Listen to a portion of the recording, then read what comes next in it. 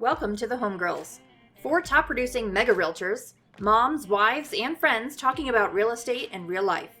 Angela, Kristen, Jessica, and Lindsay are in the top 1% of all real estate agents and would be honored to receive your real estate referrals in Colorado. Join us as we drop a new episode every Monday anywhere podcasts are aired, in real life on YouTube, and connect with us every day on Facebook, Instagram, and Twitter at HOMEgirlsCO.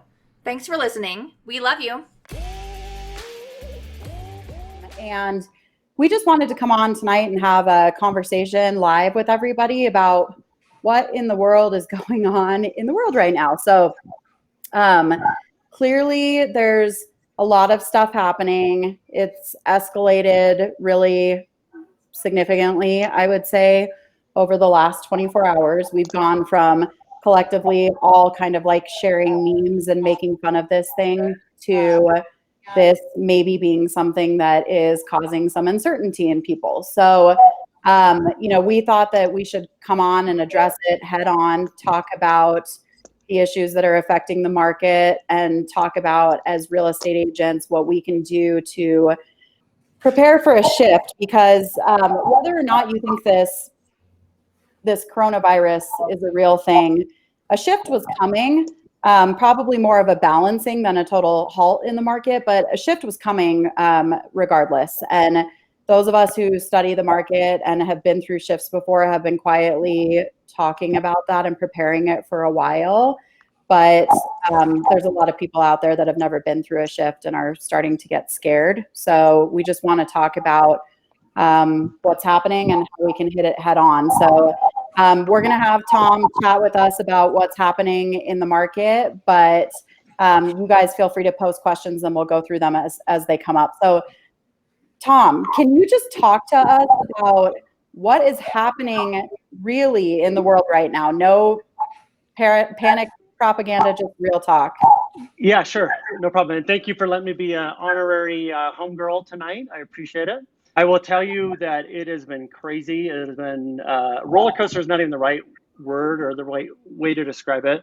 Up to, last week, as coronavirus was happening, but not really here yet. On Sunday night, you saw kind of the futures for the 10-year treasury. So mortgage rates usually follow the 10-year treasury. So you could see that it was not only was it down less than 1%, it was less than 0.5%. So first time, it's never been like that before. So you woke up Monday morning, and I mean, last week we're quoting, rates were 3.25%, something like that. Woke up Monday morning, 3%. I had some I locked under 3%. So what that does to you and to your, really your buyers, that's a huge, huge jump in buying power. So what happened was all of a sudden everyone goes and races to refinance, and next thing you know, we start seeing these rate increase. We get by Monday night, almost already gone. Tuesday was there. It got worse again, and you can see. And as usually, when the stock market goes down, like it's been going down like crazy, usually rates follow. Right now, it's so bad that there's a separation of the 10-year treasury and mortgage-backed securities. So you have a couple of things happening right now. You have the lenders are literally increasing rates to slow down the volume. No lender in the world can keep up with they can't hire for the coronavirus. They can't hire for the oil shortage and, all this other stuff going on right now. Unexpected combined at once. So today, I know this is a timely thing, but it's almost a full 1% higher. We're talking, 72 hours later or something? There's a couple things that play into this as far as on the lender side. You have what's called an EPO. So it's an early payoff, right? So an investor, when they take a mortgage, they sell the mortgage. So now an investor buys it, and they're kind of expecting a certain amount of time that investment's gonna pay. Well, what's been happening lately is you got the person that just did a loan 2 months ago going, oh my gosh, rates are so much lower. I'm gonna pay that off now. So that's really hitting everyone. Also, if you remember, and I hate to even use this, but 2008, when what happened partly there was 2007, really, when the mortgage meltdown, you kept hearing liquidity, and the warehouse lines. Right now, quickly, what's happening is these lenders are saying, oh gosh, we have all these loans on our book. They have to fund them. They have to be able to fund them. They're saying, we really want purchases. Purchases aren't an early payoff. They don't have the same threat as the refinance. So they're doing some really, you'll see starting next week, some really, really aggressive pricing incentives for purchases, which is fantastic for your clients, because now is the time you kind of want to look and say, gosh, what did the market do today? What did my house do today? What does real estate do today? Nowhere near what the market did. So if I'm an investor and I have this cash sitting on the side, now is the time to start looking at, okay, gosh, I can be looking at investment property. Last week before it went crazy, my investment rates were under 4%. That is, yeah, real estate right now, what you're going to see really quickly because of the rates. Some people, let's be honest, some people are going to lose jobs. Some people are going to have to sell. You're going to be some deals that weren't there yesterday. They weren't there last week. Hey, Tom, I have a question for you. So I want to make sure that people understand that the way that they're trying to slow down the market and maybe level it out a little bit more is by raising the rate on only the refis. Yeah, they will be lowering the rates on purchases. You'll see some very aggressive purchase incentives, which is great. Like I said, for all of your clients. Honestly, right now, what I'm telling my clients, I get a lot of clients like, hey, I hear rates are low, and they're just they don't get this part of it. They're not that up to it. So yeah, rates were low. They're still low, obviously historically. What I'm telling them, hey, let's get everything ready. And when it goes back down to normal, which it will, economically, rates should not be where they're at right now. So when that happens, let's just have you ready and we can lock it. Let's have it, pull the trigger then. It's going to be better. It's going to get more normal. Right now, we have a lot of panic. You can see from the markets. You can see from everything else going on. It's fear. And that's what it really is right now. But what I'm hearing from you is don't panic. This is a good time to go out in the market. This is a good time to articulate out to your buyers that rates are low. Inventory is normal for spring market here in the Denver area. Go out and buy a house. It's okay. And you have more power than you would have a week ago. And you'll probably have buying power next week. Correct. So Angie, who's listening, hi Angie, she would like to know if you could explain what you meant by incentives, how we will see rates be lowered, or how things might change to incentivize buyers to buy. So most of the people that are listening are going to be real estate agents, so they'd probably love you to dig into what would cause the rates to fall further and how that might happen and what that might look like. Yeah, so incentives, like literally pricing incentives. So my guess at this point is where you're back to literally the same loan amount, same credit score, same everything, but 0.5% lower on a purchase versus a refinance. Got it. So, and is that that's purely just to incentivize people to buy? I want to back up for a quick second and make sure that people heard you say that there was such a rush to get refinanced. We heard earlier today somebody say that refis last week were up 79%. Yep. So what you're saying is that they're trying to incentivize people to go out and purchase, not just to refinance the loan that they're already in, correct? Yeah, correct. Yeah, because what's happening is what I was talking about earlier with the early payoffs is literally, I mean, you could take a loan you did 2 months ago and that rate could have been very good at that time. And you could almost look back and go, oh my gosh, it's lower. And that's what's happening. I'm getting a lot of calls saying, hey, you know what? We just did this. Would it make sense right now for me to look at refinancing? That's the last thing the lenders want. They don't want to pay off their loans that fast. When they're selling the investor, like, hey, you're going to get about a 4-year return on average on this money. And all of a sudden they're getting less than 4 months. Some of these haven't made a first payment and they're looking to refinance. That's how quickly rates dropped. So they're trying to say, hey, we need to prioritize, we need to incentivize on purchases, not on the refinances. Let's say from Monday morning, it's literally 1% higher on the rate. Wow. And you can see what's happened in the market. It doesn't make sense, but they can't keep up with the volume. You have major, so I'm a mortgage broker. So I have several different lenders that I could choose from, but some of the major like banks that I wouldn't like, I don't, like Bank of America, they said, nope, we are not taking any more refinance applications. So Angie, that's watching along with us, said that her client was quoted last Friday, so 6 days ago, 2.875, and Yep. today was 3.5. So Yep. that's significant. So guys, agents, what I'm going to say right now is when a shift happens, things are very volatile and it's a roller coaster. It goes up and down and things happen really quickly.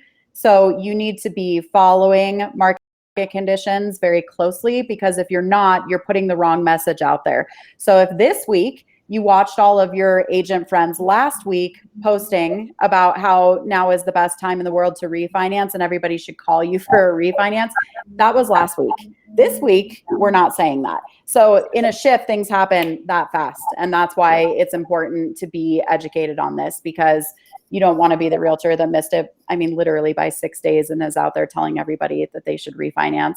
And we are joined, we've got a special guest, yay, by Ashton Brooks with Fairway Independent Mortgage, who is a homeboy. He's a homie.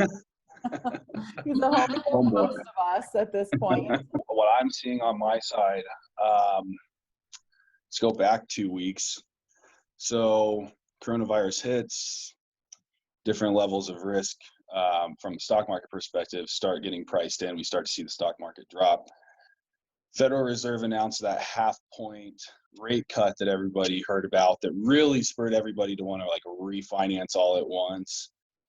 When you heard rates going down below 3.25, VA, FHA, that stuff's getting down to 2.75. I mean, we're getting low, like really low. I think what we're going to wind up seeing, because of oil prices being down on top of coronavirus, if you guys haven't really kept up with current events, oil is tanking, which is really bad for us. OPEC and Russia got kind of in a pissing match and decided to drive the oil prices down to, OPEC was threatening $20 a barrel, which would, for all intents and purposes, shut us down in the US. I've got family down in Texas. It was trading at, I think, like $31 a barrel last I checked. And they were really anxious and really nervous. Like, man, if this drops any further, we're going to go from a booming city to like a grinding halt with homeless people on the side of the highway all over the place. So, I mean, it's, to a degree, I mean, there's a lot of economic factors outside of coronavirus that's causing a lot of frenzy in our side of the industry, on the mortgage side. But with that being said, for these people that missed out on refinancing, I personally, right, I don't have a crystal ball, I don't think you guys missed the boat quite yet. I think mortgage companies will catch up. I think with us seeing, because all of our reports economically come out after everything's happened, right? We always look back at last quarter. How did we do? How were the jobless claims? How were unemployment numbers? All that kind of stuff. We don't know the economic impact yet. We're living it, but we don't see it yet. And then the market will react when we see that information. So it's going to be a couple months long. And I think that once the industry catches up, rates will probably actually see go back down. And I think we'll have another opportunity for people to capitalize on what's going on. So Ashton, something that I've seen literally in the last 2 days, like this, before 2 days ago, Colorado Springs, which is a crazy booming market, was multiple offers, well over asking, making up appraisal gap, all of that. Yeah. Literally today, I have somebody that's going to come in at asking price and get the house. Yeah. So that's partially because there's some panic going on. It's partially because there's less buyers in the market because realtors are afraid to show houses. Buyers are afraid to look at houses. Sellers are afraid to show their houses and have people going in and out of them.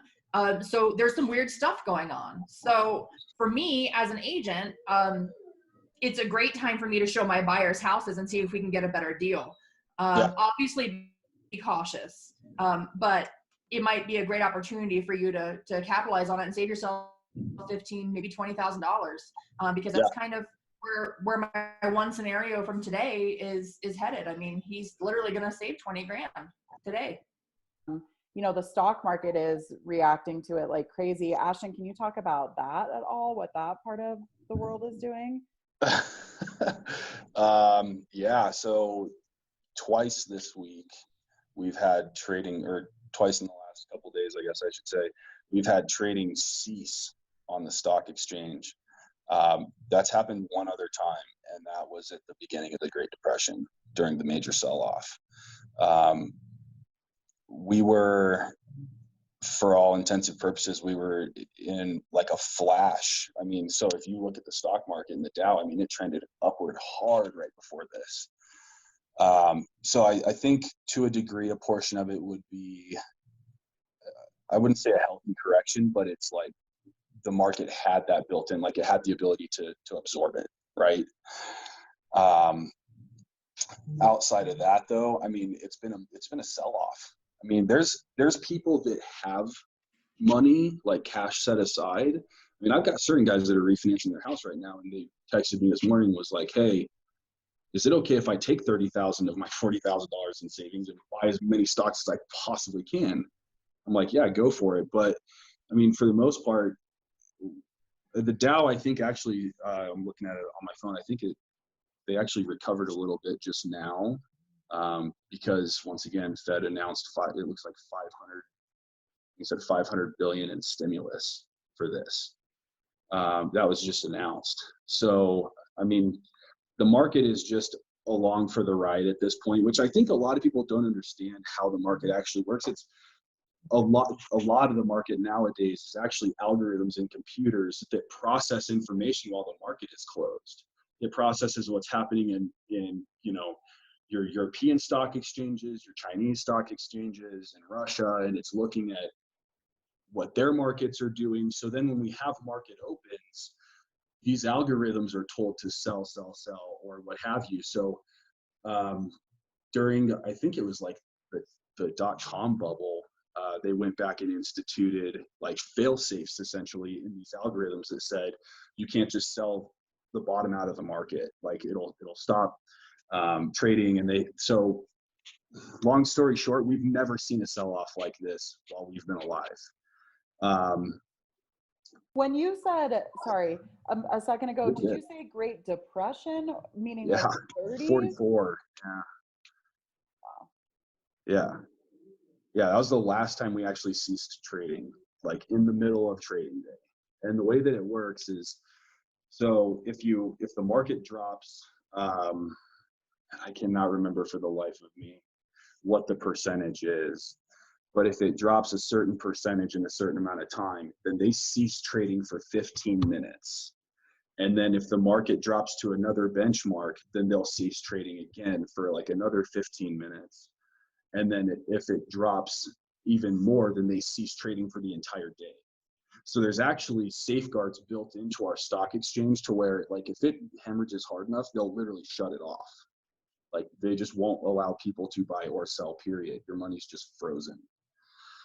So it's all foreign territory. I mean, it's all stuff that we've never really had to deal with before. So my husband works for the railroad, and one of the areas that we start to see a shift happening long before we feel a palpable change in the market, the railroad over the course of the last 18 to 24 months has been doing drastic cutbacks, drastic job, like they are furloughing workers left and right. So I have seen this coming. I mean, not to use the term like a train, watching a train wreck, but I mean, really, that's what we've been watching. We've been personally impacted by it, and we've known this was coming. Obviously, I didn't think it was going to take shape in the form of a virus, but the market was on its way here anyway. And I think that that's something that we also need to have a conversation about. There was no way the market was going to sustain the way that it's been. Yeah. Preparing and pivoting for a shift a long time ago based on market conditions. You know about anything? Yeah, I mean, it's been expected. It's been, I shouldn't even say expected, I guess I should say anticipated. So, I mean, we've had a great run. Yeah. Do you know how, like, I mean, I'm sure it's impossible to put a percentage or a number on it, but like, if you could guess, how many typical buyers lean heavily on stock investments, 401ks, things like that, to be able to purchase real estate? Could this really hurt a lot of people because many of them use that for their purchases? Honestly, I don't see a whole lot of it. I see it with more highly educated individuals. Honestly, the people that I've seen like pull out from stocks and things like that are people that are in the beginning parts of their career. So like first 2 or 3 years of being a doctor, that kind of stuff. So those guys, yeah, I could see it hitting them pretty hard. If they haven't pulled their money out already, but I think a lot of people, it may cause, some people to have to wait. Most people, from what I've seen, they get it either, like if they're first time home buyers, it's going to be an inheritance, down payment assistance, or they just save, like just cash. I mean, they don't put a lot of people really, if they're trying to save for something like a home, I don't see a lot of them put it in stocks. Unless they have stocks sitting there, they'll just pull funds out. But that's not like an investment vehicle that I see a lot of them use. Yeah, for what it's worth. I guess to recap, it's still a good time to buy. And actually what's going to happen is that they're going to incentivize buyers to buy. So it sounds like next week that might start trickling down the pike a little bit, that you might start to see some really great rates happen for buyers that are out there looking. So start to watch for that. Another thing that I would like to stress is that we need to be on our lenders right now. So if you don't have a lender partner that you trust and love, now would be the time to find one, because of 2 reasons. Number one, you need to have them keep you informed and knowledgeable about what's happening in the market. And number 2, guys, if refinances are up 79% and they literally can't staff enough help to get these pushed through, things may start falling through the cracks.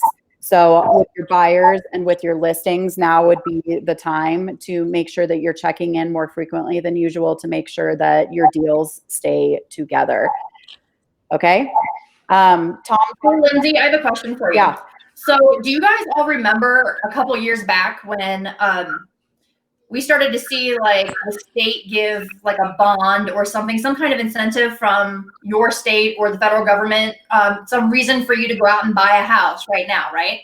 Yes. So do you think it's likely that that might happen? There might be a little extra incentive from the government to force more purchases and less refis? I do. I mean, I'm certainly not an economist or a lender, but yeah, historically speaking, things like that have always happened. So one of the reasons that interest rates get lower when bad things happen in the world is that that's the lever that we have to pull to stimulate the economy. So that's what the government is already doing by reducing interest rates. And yeah, I don't think that it would be out of line at all to see them start giving like a stimulus package of some type to get people interested in buying. All right, I want to jump into the agent side of things, which is the reason we're all here. So yeah. Guys, it has been like, I've been in the business 19 years. It's been the weirdest market I've ever seen. We've gone from like last week, everybody making fun of this thing by posting like pictures of their toilet paper rolls and saying free pack of toilet paper with your home purchase, to agents like putting on hazmat suits and holding up their business cards for advertising, to some pretty just unprecedented weird stuff coming out. Just today in Colorado, the school district in Colorado Springs just did a rolling closure on the entire district. They're not kids are not coming back to school after spring break. So and since we've been on district today in Colorado Springs. Say that again, Angela. Every district in Colorado Springs shut down right now. Since we've been on, Denver schools are now shut down, as are Cherry Creek schools, and there should be an expectation coming that the rest of us are on the way. Yeah. Yeah. So again, to reiterate, a shift was coming before this. So hopefully you were starting to do the work on getting ready for that. But this is turning into a real economic situation that we have to talk about. So it's not enough to just share funny memes anymore. And it's not enough to just sit here and talk about how it doesn't mean anything, because like it or not, it does mean something. Ashton, who's watching, was telling us earlier today that the stock market completely stopped trading twice in the last week because of stock checks that they have in place to keep the entire country from offloading everything all at once. And that has not happened historically since the Great Depression in the 1940s. So whether or not you're building a bunker and stocking up on toilet paper, this is something real we have to talk about. So I'd love for us to dive into best practices to shift proof your business. You need to do this now. And I can't stress that enough.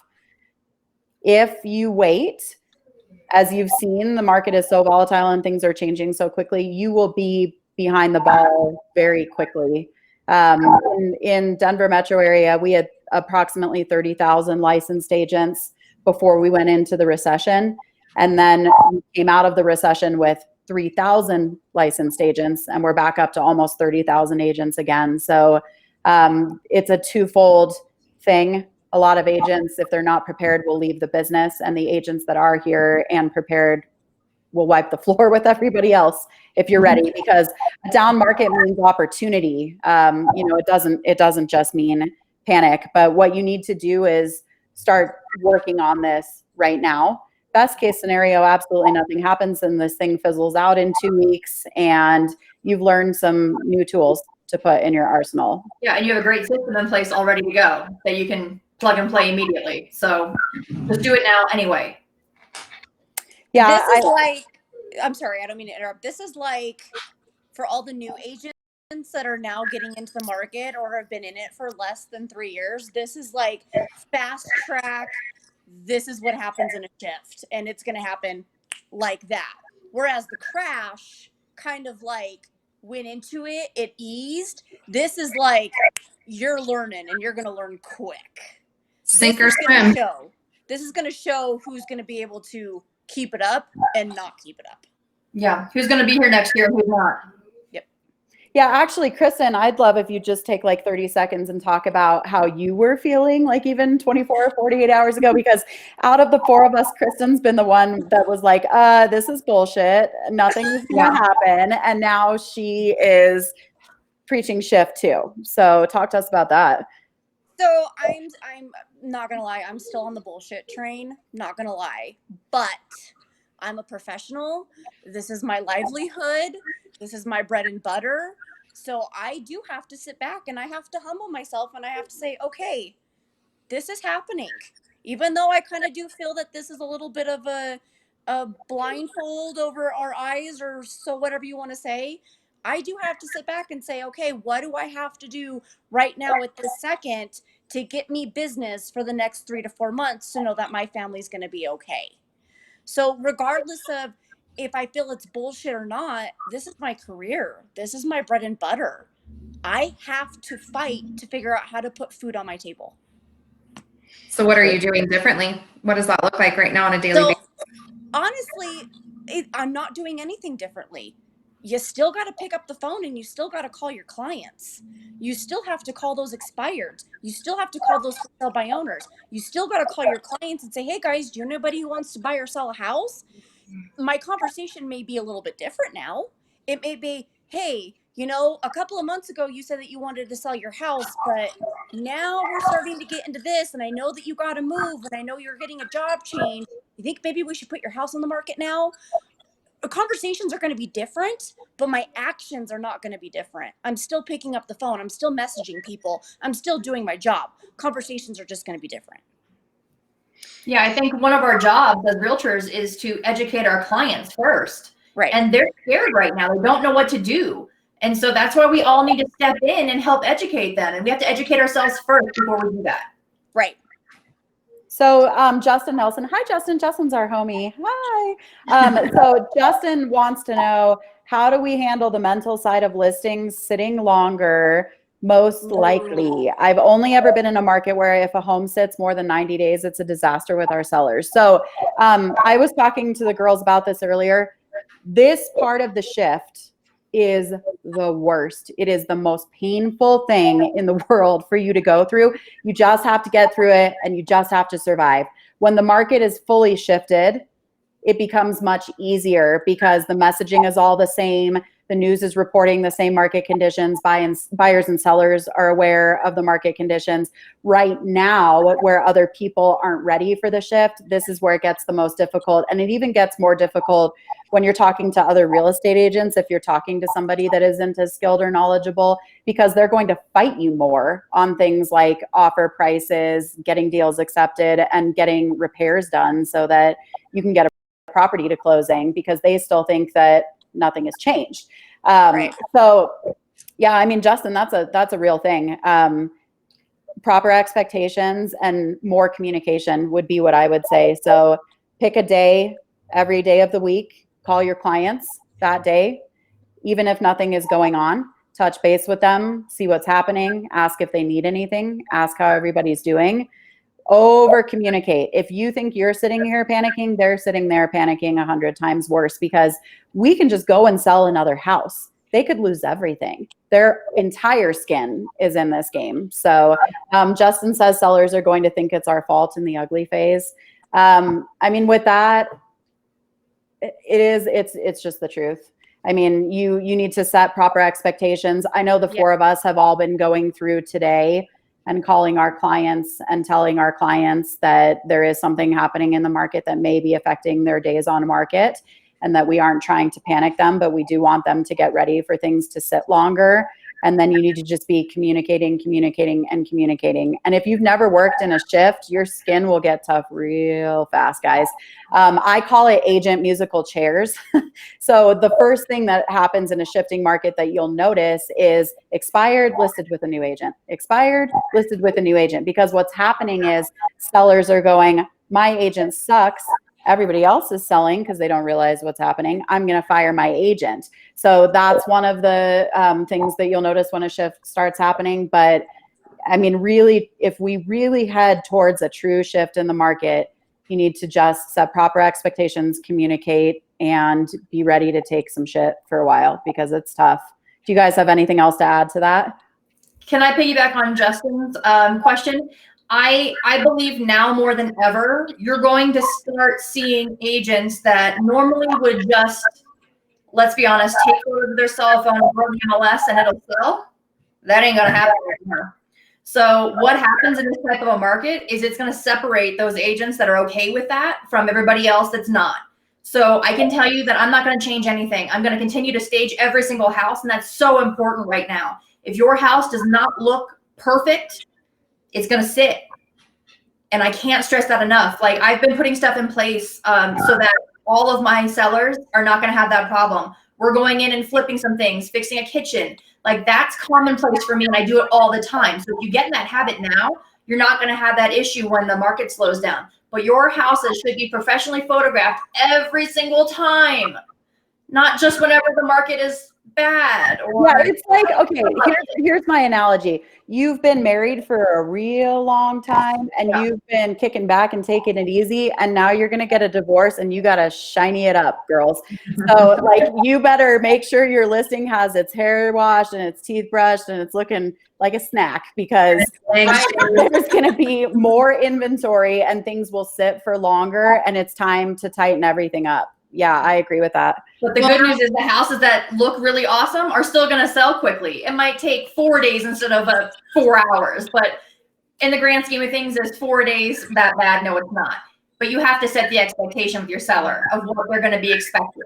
Because if you set that expectation of 3 hours and they don't get an offer for 4 days, now you look like an idiot. That's your fault. Right.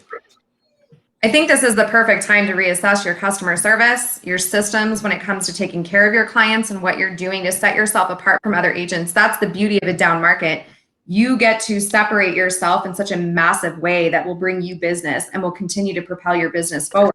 I'd love to hear, Angela, you touched on it. Lindsay, what are you doing to separate yourself a little bit more from the herd right now?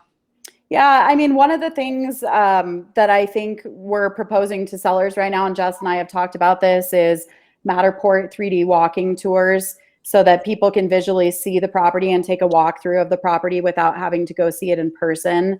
I think that will be really great for sellers if this quarantine becomes a thing that actually has to happen. Again, staging, customer service, and I mean, I would just say getting down in the trenches with your people and sticking with them while they go through the emotions of this, because again, while it's scary for us, we have the ability to turn around and sell another property if we do what we're supposed to. These people's equity is, in most American households are one paycheck away from bankruptcy. Their equity is all they have. So we have to sit with them and stay with them while they journey through this emotionally. And piggybacking on what Lindsay just said, when you're making those phone calls, if your ISAs are calling people on a call list, you need to understand that some of these people might have just lost their jobs. They might have lost their livelihood. And for God's sake, have some compassion for these people and come from a place of providing value and helping them through that. That's a terrible, terrible thing. If you've never gone through it, it's the worst thing ever, is losing a job that you thought you'd have forever. So please. It is. I'm gonna have to go off of that. Like I was in the market when the crash happened. I was an assistant at the time, so I was the front runner of it. Yeah, my agent got the listing, but I was behind it. I actually had to make the phone calls and keep the clients up to date. And selling and buying a house is super emotional in a good market, and it's even more super emotional in a down market. For the newer agents out there that have never experienced a down market or a shift, it is the most emotional thing anybody can ever go through. It's embarrassing to people when they have to call you up to sell their house because they just lost their job, or they have missed 5 payments on their house and they haven't told anybody, and you're the only person that they told. It's embarrassing. It's heart-wrenching to them. They don't want to talk to anybody about it, but they're talking to you. So having compassion and having the voice to speak for them with other people is a must. You got to have emotion in this. Yeah. And piggybacking on what Kristen just said, she's awesome at like REOs and short sales, and so is Lindsay. So those two, and Jess, I mean, all three of them, I freaking hate them. So don't ask me any questions about it. But I think right now for agents, that's a really good place for you to learn the process, because that could start creeping in and start happening a little bit more when people can't make their payments. We might start seeing kind of a short sale creep again, and maybe some foreclosure creep a little bit. So educate yourself there. That's another way you can set yourself apart. Yeah. Jess, do you want to touch on the conversations that you had today with your clients really quickly, and just tell people how you opened up the conversation to a change possibly coming in the market? So I had one seller that canceled today. He is an older gentleman and just didn't want to have people in and out of his house. He's in a age bracket, I think, that they're saying is more dangerous. Rather than give him all the reasons why that's a bad idea, I said, awesome, I understand. Pulling the house off the market right now. Let's have a conversation in 7 to 10 days and continue to reevaluate where we're at. He was appreciative that I wasn't trying to push the issue, which I think, again, I always call it a listening presentation, not a listing presentation. That's what we're doing. We're listening to our clients and we're going with them and walking this journey with them, right? So then I had a conversation with another one who they have to move. They're relocating due to a job. So the conversation around that was, hey guys, we talked about coming on the market at this price. I think it's advantageous to nail the price a different way. Now that we're seeing that this is real, that the markets are reacting, buyers are reacting. We ordered 3D Matterport imaging so that I can get that out to my network of real estate agents around the country, since we all know that people are reloading to Denver constantly. We put safeguards in place as far as asking agents to not bring sick people into the property. And we put, hand sanitizer in the property, shoe booties in the property. We went through and did everything that we could possibly do to make them feel more comfortable, because we have to go on the market. So the conversation over the weekend will look like, we had 10 showings, we haven't had an offer, or maybe we've had 2 showings and we need to readjust and we might have to come down on price. These are real conversations that you have to have. They're not fun. It's not fun telling somebody that they might lose out on $10,000 to $15,000 in equity. These are real conversations. And if you continue to set the expectation, your clients understand that you're working on their behalf and that you're just interpreting what's going on around them. And all you can do is interpret what's happening. And the best way to do that is to have conversations with experts. I think what most agents do, and I hate to say most, but it's the truth, they put the commission check before they do anything else. I'm going to be very blunt. They do it. And I'm not going to lie. I've probably done it a couple of times too, but most of them put the commission check first and they don't put the client's emotions and the client situation first. And if you put the client first and you put their emotions first and you put their needs first, that commission check will come. And I can't. You'll win every time. Exactly. I can't express that enough. Yeah. Okay, so let's talk about practical things that you can start doing today, right? So number one, in any list of things to do during a shift is go back and cut your expenses, trim any fat that you possibly can. So we've all been living in lifestyle creep the last 5 to 6 years for sure, probably closer to 10, but you know, we're living high on the hog. We've got clients, our leads are working, you know, our lead generation levers are producing leads. We're living in nice houses. We're driving nice cars. We all probably have 100 subscriptions to things that we never even touch or use. So in a situation where it's not always possible to just generate more income, the first thing that you need to do is go back through and cut expenses. I think the second thing that you need to do is bulletproof every single deal that you have. So go through your book of business and look at where anything might fall apart. Check in with lenders, check in on inspections, check in on appraisals. You guys, the appraisal button might be moving all over the place right now. You might start seeing appraisals come in low. I mean, it could change very quickly. So check in anywhere that you can and shore up anything that you can, and even look into your future pipeline of what's coming up. Like Jess said, make sure that listings that are coming on the market, you're nailing the price today on, not the price last week on. And I know that sounds aggressive and crazy, but it's changing. It's changing that fast. And the next thing is, what are some things that you're cutting right now? What are some things that you're trying to run lean on? Yeah. So I cut my Zillow advertising. I'm focusing more on my sphere. And I went through, like, I pulled my bank statements and I went through with a yellow highlighter and I was like, what the hell is this? Oh, we signed up for this phone system. Done. We signed up for this advertising thing. Done. Now is a really good time to focus on lead generation levers that take a percentage of commission at closing versus asking for your overhead up front. So, you know, I'll keep things that, like referral based type things that don't require tens of thousands of dollars a month for me right now. But honestly, at this point, I'll trim anything I can. So I cut my office. So I own a brokerage, and instead of us having $5,000 a month or $10,000 a month in fees for an office, I cut that and I run it out of my house. So I think that you're going to see a lot of agents getting rid of those desk fees, getting rid of going to an office.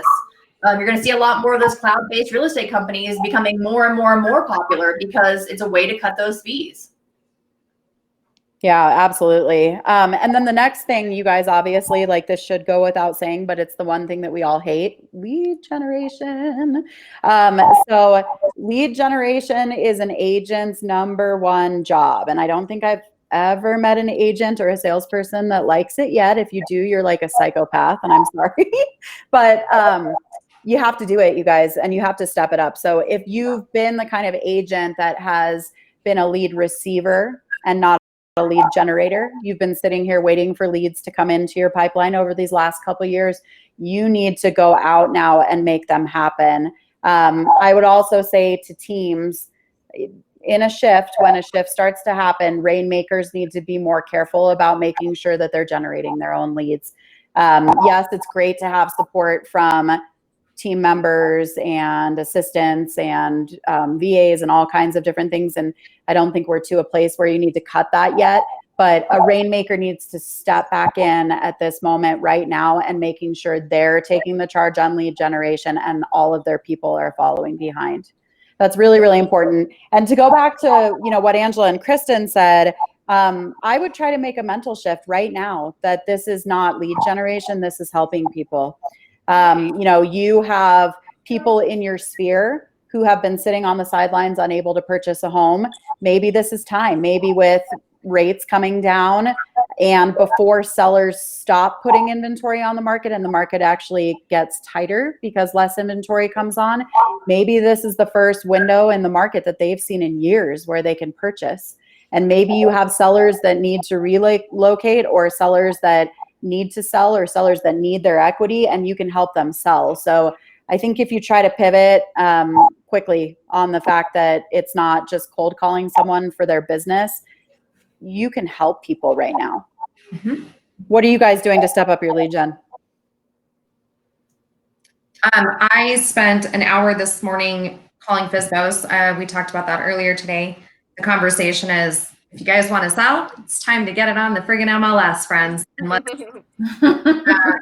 stage it. Let's clean it. Let's do all the things that you don't think that you need to do because we're in this amazing market here in Denver. It's changing and it's time to get your house ready to get on the market for real this time. So I worked on FSBOs today for the first time in a long time. I did send an email out to my sphere, having the conversations about if you guys, there's been several of you that have been on the sidelines about investing. Rates are good for investment properties right now. Let's get out there. I was able to put a $250,000 condo under contract today for $10,000 under list. Awesome. Covered. I mean, that's unheard of, you guys. This is a prime time to get into the market. So I followed up with leads from a couple years ago that just weren't in a position to buy. They're with Tom right now getting pre-qualified. So it just depends on the narrative that you're choosing to share with your clients right now and the way that your business is going to go. Jesse, who I love, just said, I totally disagree. If rainmakers have empowered their team to lead gen, they should double down on coaching and tracking their team's lead generation. You can empower your people even more with this type of market. So first of all, what I said comes straight out of the Wise One, Gary Keller's Shift book. But also I definitely, so Jesse, by the way, is like one of the most incredible human beings on the entire planet. And I have a business crush on him for sure. But so I wasn't saying step back into production, fire your team. That wasn't what I was saying at all. I was just saying that there are absentee rainmakers very often who aren't focusing on exactly what you said. They haven't empowered their team to lead generate and they're not tracking that lead generation. So all I was saying was, you know, just step back into being more present and making sure that people are doing what they're supposed to be doing.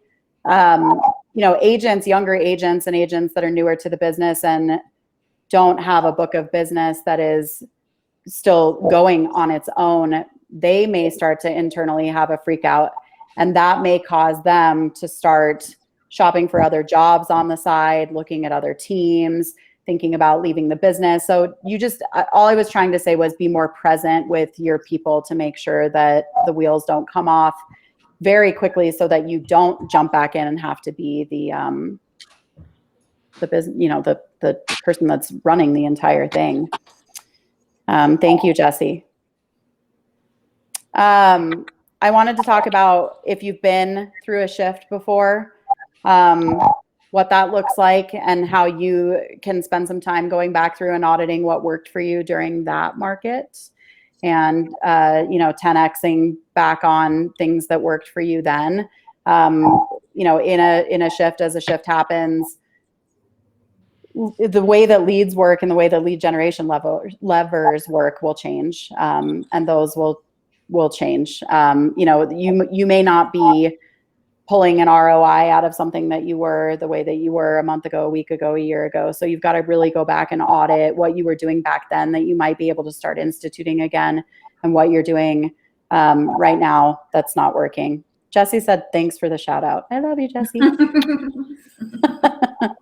And if you've never been through a shift, you need to go through your business now and look at what is working and try to audit what you can get rid of and what you can double down on right now that is working. I know that there's some things that I'll be stopping. Do you guys feel like there are things that you're going to be halting in your business? Or you're just going to move forward with them as is?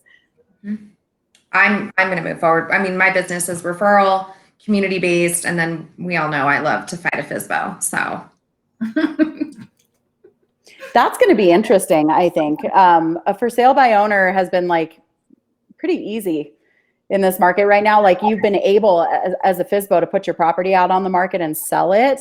That I don't, that's not going to continue happening as we move forward into a shift. So I think Jess and Kristen, they're the FSBO girls. I'm just going to say I've never called a FSBO or an expired ever in my entire life. So that's not my business, and it's okay if that's not your business. But those FSBOs, they're going to be in a world of hurt real quick, guys. So I do think that that's a good thing. Kristen, are you calling them too?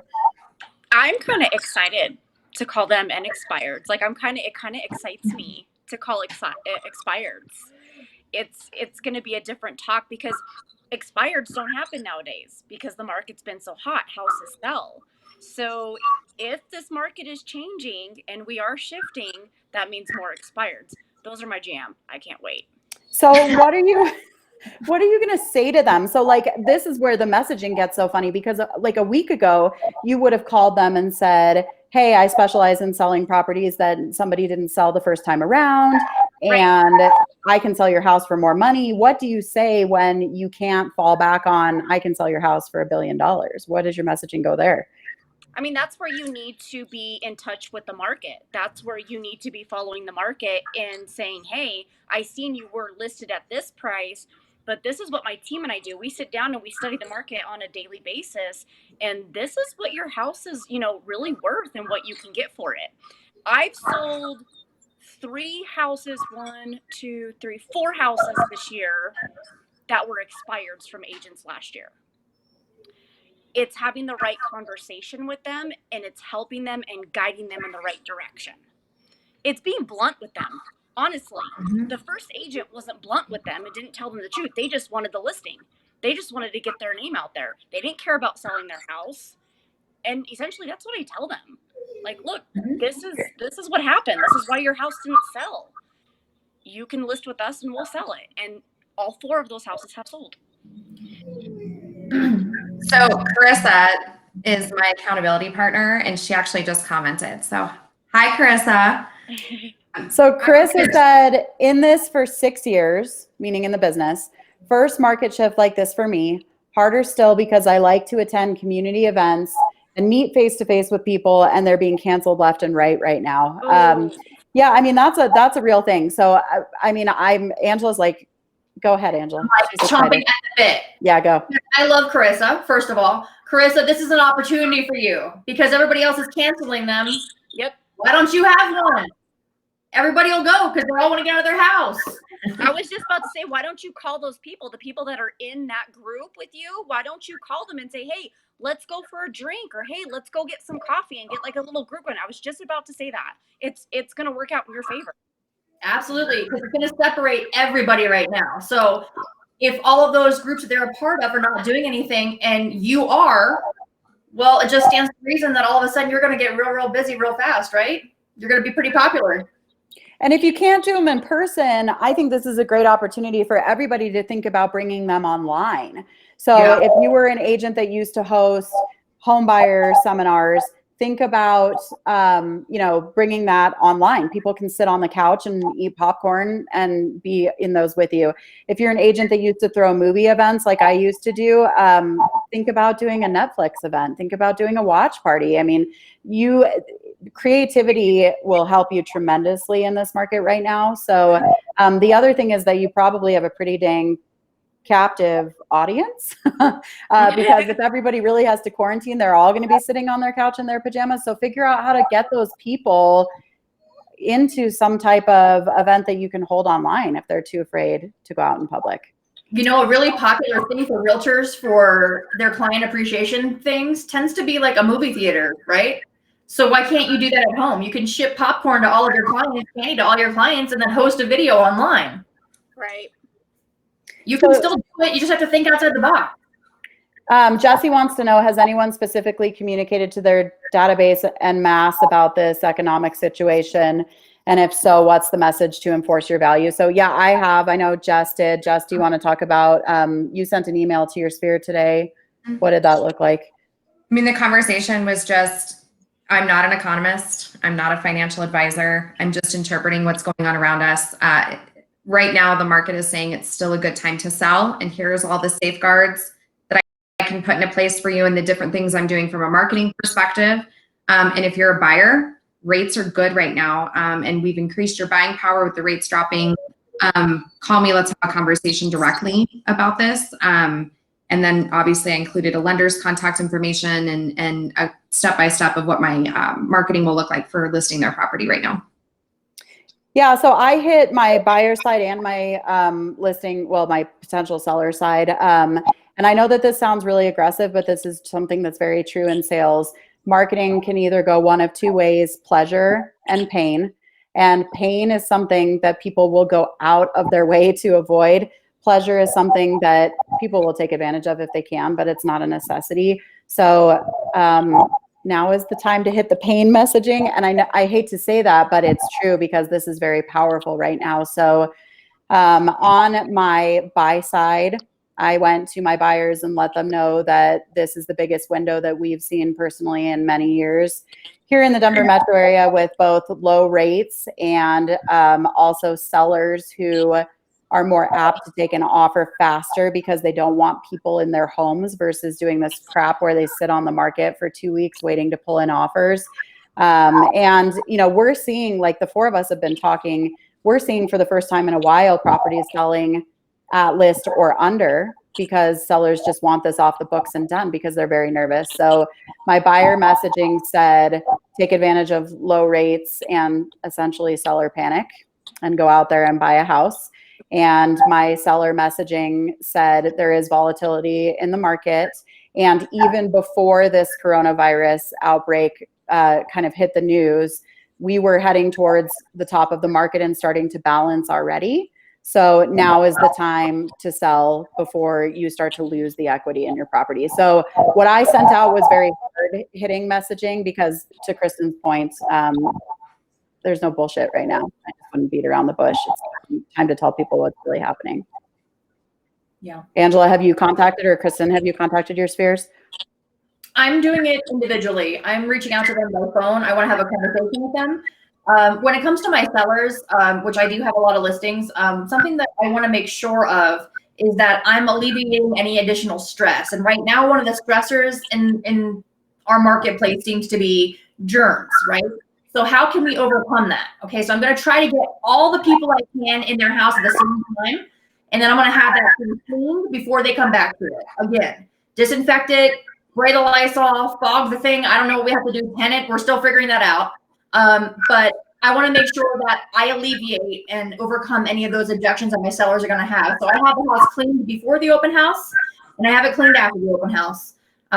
Because for me as a seller, that's what I would want. And if I can help alleviate that stress in any way, I'm going to do that. So that's an extra step that I'm taking now that I wasn't taking yesterday. So my cleaner is going to be very, very busy. I hope she's getting some rest today because she's going to be busy for the next week. Yeah, actually, that brings up something that I think that we should talk about. I mean, you know, so my family is mostly in medicine and obviously not a medical professional, but, you know, the overwhelming advice right now is social distancing. So stay out of places where large groups of people are gathering. You know, wash your hands, obviously, but, you know, stay away from, they think that this virus can spread about 10 feet in the air. So stay away from being very close to people. Are you guys considering canceling open houses and, you know, canceling things that, are you going to stop going on listing presentations? Like, how much will that really affect you there? So I've told my clients that if they're sick or symptomatic in any way, shape, or form from a buyer perspective, that I will not show them properties. I will go to the house for them. I will do a video tour for them. There is zero reason to bring an illness into somebody's personal space if we can avoid it. I think if we all do our teeny small parts in this process, this is what we do to help, right? And so my first and foremost thing is I'm not taking buyers into houses that are sick. Yeah. I don't know. This is one that I haven't decided on yet, and I feel like I'm going to let it shake out a little bit more. But, you know, part of me says I don't want to be in that close proximity to people that I don't know. And the other part of me is saying, number one, if the economy truly changes, I need to work. And number two, you know, this is an opportunity for me to really put my foot down on the gas pedal of lead generation and try to take market share while things shift and everybody is panicking around me. So I haven't decided on that yet. I have an open house on Saturday. I think I'm still going. Yeah, I mean, I have an open house this weekend too. I'm probably gonna have another agent sit it on one day, and then I'll sit it on Sunday. But I don't know that it's gonna change it tremendously. I might hire an agent that's just a showing agent. That might start creeping in if I start getting a little freaked out. Oh yeah, let them fall on the coronavirus sword. Nice of you. Sorry in advance to anyone that interviews for that job. Danielle had a really good question just now that I was going to actually address before she even asked it. Has anyone had any experience with Zoom style listing presentations? And yeah, I do. I think that that's a really, really good way for you to set yourself apart, for you to contact your seller immediately without having to wait for a time that works for them. You can do it right now if you wanted to. And it doesn't have to be by Zoom, but I do like Zoom. I think it's a good format. But you can also, you know, FaceTime them if you have to. Skype, like use your technology. That might help you get your foot in the door over somebody else is by leading with that technology and keeping them safe, keeping yourself safe, at least temporarily until the smoke clears. But Zoom, I think, is definitely a great option for that. Absolutely. Yeah, I will probably butcher her last name. But so Allie, I think it's Gettier or Gettier, Gettier. She is in Virginia, and she is an agent who lists about 100+ properties a year without ever stepping foot into those properties physically.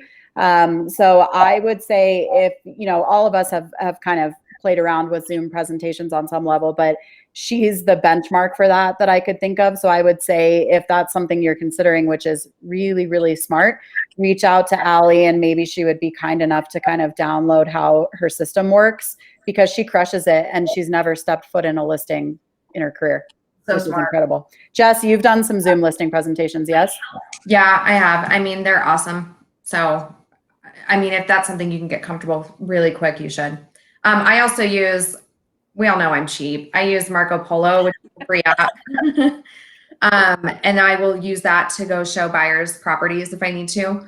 So that's another great option. If we're talking about that. What is that for people that don't know? It's just a video app. And again, if we're talking about cutting costs, Marco Polo is a great way to get a free app and you get done and you accomplish what you need to accomplish with your clients.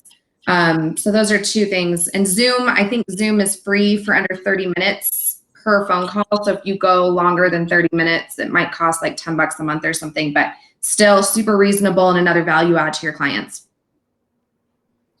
Yeah, I've absolutely, I've done them myself and they work very well. The other thing that I've been talking to a lot of agents about, things they're starting to do are downloading their listing presentation into video segments. So start to record yourself and your pieces of your listing presentation so that you can give that out to people for them to consume and watch, so that your Zoom presentation can be really like a tour around the house and you don't have to give them so much information. That's smart. All there. Yeah. I wanted to give some resources to people that want to get a little bit more educated about a shifting market. First of all, you know, the book that I always think of, and I think that everybody thinks of, and of course I'm a Keller Williams agent, so I'm always going to bring up what I know, but that would be Shift. And that's by Gary Keller and Jay Papasan. You know, that book is invaluable and I would get it today on, you know, Audible, or get a copy of the book and start going through it. 10X by Grant Cardone is another one that's great. That book talks about 10 timesing. That's hard to say. That's why he says 10xing down on, what you're doing currently in order to bring different and bigger results. And he talks a lot in that book about taking market share or taking territory, as he calls it in that book, during a shifted or a down market. Profit First by Mike Michalowicz is a book about restructuring your organization to be as profitable as humanly possible. That's a good one. Fierce Conversations. So this goes back to Justin Nelson's question about how do we deal with the sellers that hate us. Fierce Conversations by Susan Scott's one of my absolute favorites. You should read that a couple times a year, in my opinion. That book will help you get through dealing with the emotional issues that come up during a shifted market with other agents and also with your clients. So that one is awesome. Also on the 25th, and the time is moving. It's a moving target because they're looping in the entire organization now. But James Shaw, who's one of the MAPS coaches, is doing a live breakdown of the shifts book. Last I looked, it was 1:00 Eastern Standard Time, but that's James Shaw. And I would check in with him on his Facebook page to see if they move that time. And then, the last thing that I would say is bold. And it sounds counterintuitive to spend $800 to $900 to jump into a class when the market is shifting and we're talking about cutting costs. But bold was actually invented during a very dramatic market shift, and it was what people were pulled out of the market shift by. Bold's been revised to include modern day technology, finally, thank you. But bold will get you uncomfortable in the most, in the best way humanly possible, and it will really push you to get in there and lead generate if you're struggling with that. I think inherently what it comes down to is it's time to work, y'all. I mean, that's what it comes down to. We have had it super easy the last 6 to 10 years. We've been living great lives. Leads have come by easy. The market's, been super easy for all of us. Time to work. And that's really what this all comes down to. Yep. Lasso up, because it's going to get crazy. Yeah, that's all this is. It's just forcing you to work. That's it. Yep. And by doing stuff on video, well, guess what? Everybody was doing video anyway. That's the new thing. So get comfortable with it, because now you're having to do it for another reason. If you're like us in Colorado and you have school that's going to close for 2 weeks, you're probably going to have to stay home with your kids at least a couple of the days if you have them. You know what you can do during that time? You can download all these books on Audible and listen to them and learn something and start changing your business right away. Yeah, make phone calls. Kristen, hammer the phone. You guys, seriously, that just hit me like a ton of bricks right there, and I had not even considered that. What happens if we are quarantined in our house for 2 weeks? Everyone else is quarantined in their house for 2 weeks. Tell me when the last time was that you could guarantee your audience was sitting right there by the freaking phone waiting for you to call. Waiting for your call. Pick up the phone. And if you're afraid to pick up the phone, text, Facebook message. I don't care how you communicate people, but get out there and do it. To me, a shift is bumpy and it's ugly and it's not fun, but good agents who are willing to work hard will survive it, and they'll come out the other end thriving. You will come out the other end a better business owner, a stronger and more skilled real estate agent. And if you're very careful, you'll come out the other end with a bigger business. Absolutely. It's time. It's time. The playing field will level just because of the number of agents that will leave the market. So this is really your time to get your skill set up and fight. The other thing that you're going to see when your clients are at home that you can be doing, guess what? You could pop by some things. They're going to be there. Not popping by hand sanitizer, though.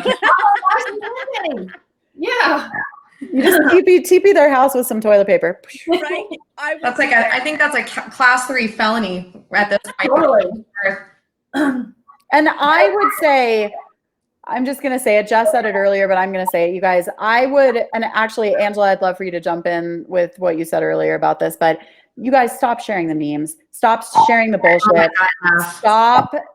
Stop making fun of this.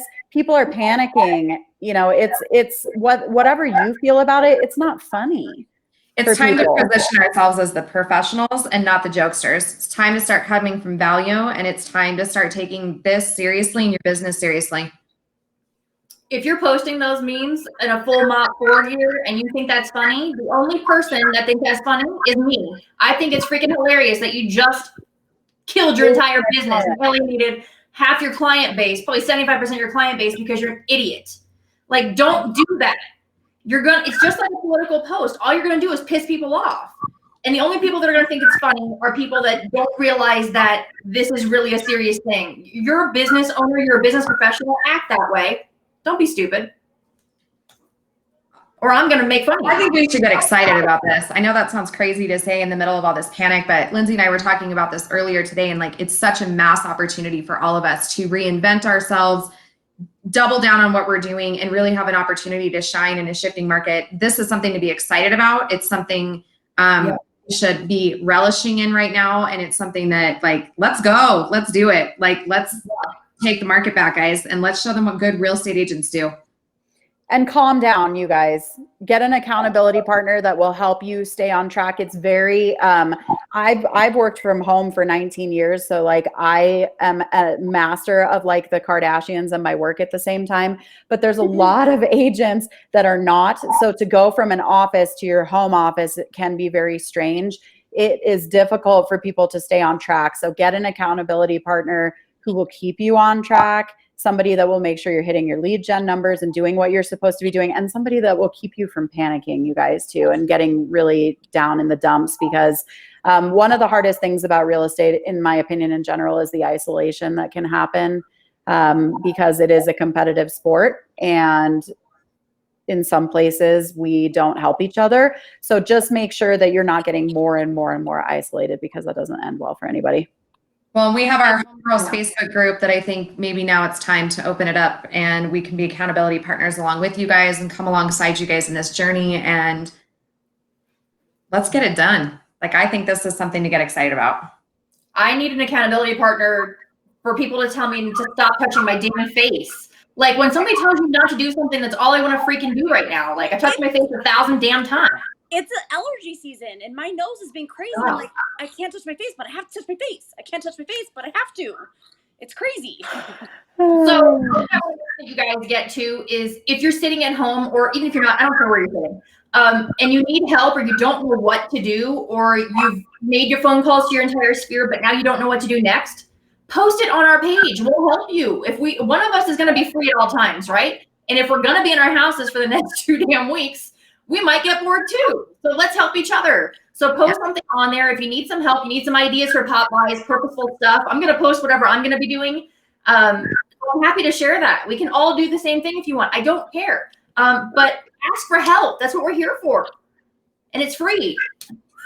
Yeah, I am obsessing over the Popeyes idea right now. Like, what can you think of that's inexpensive but meaningful for people that you could just leave at their doorstep? Don't go inside, leave it at their doorstep, send them a text message. I mean, think about things like coloring books or a board game for their kids, or, I mean, like, you know, anything that can help people get through. I mean, honestly, my biggest fear through this whole thing is what the ever living hell I'm going to do with a 9-year-old at home for 3 weeks, you guys. So what can you do to help with the cabin fever? Those would make excellent pop buys. I would say I'm an experienced person. When I do pop buys, I'm dropping off brownie mix, the egg coloring kits, like that kind of stuff that you can then use to next level it with your business and say, hey, who made brownies today? What did you add to them? You know, just something that's like a fun, feel-good thing. Because if you're eating brownies, you're not going to be pissed off. You're not going to be thinking about touching your face or sanitizing or overanalyzing how much Lysol you've used in your house today. Like, just do something outside of the box. What about, like, go give people a home Easter egg hunt kit? If Easter egg hunts get canceled because we can't be out in public, give them something to Easter egg hunt in their front or their backyard or even inside their house. Just, this is the place where you get to shine all those crazy, funky ideas that you've had rolling around in your head, and you're going, and you're going, I don't know if this is a good idea. If anyone will like it, this is, move forward, guys. You know where no one's at right now is the freaking dollar store. Because I was there today because I was bored for like 20 minutes. No one's at the dollar store. Go to the dollar store, buy all their plastic eggs, and go host a whole bunch of Easter egg hunts for your clients. Get them out of the house. At least let them walk around their yard. Something. Just go do something. Anything you do is better than nothing. Maybe buy them some air freshener because apparently we're fixated on the poop because everybody's buying the toilet. Get them some poopery. I don't know. Just come out of the box, and I think it's a really fun time to let loose and start thinking about super creative quarantine kits. This is absolutely bizarre, but really fun. So logo your masks. No, I'm just joking. No, I don't think there's any masks left to logo. Maybe Angela will drop you off a onesie. I don't know. I feel like I'm going to be wearing one for the next 2 weeks. So that's what I'm saying. We'll bring you a HOMEgirls onesie. Yeah, I mean, stop with the Bath and Body Works hand sanitizer and maybe buy people like armpit deodorant and like wash, because we're going to stink after being stuck inside. So anyways, we love you guys, and we want to say thank you so much for spending all this time with us on a Thursday night. We're really passionate about our real estate community and making sure that people don't feel alone, and that they have positive information going into something like this. So reach out to any of us anytime, and we will see you guys soon. Thank you so much. Go change your business.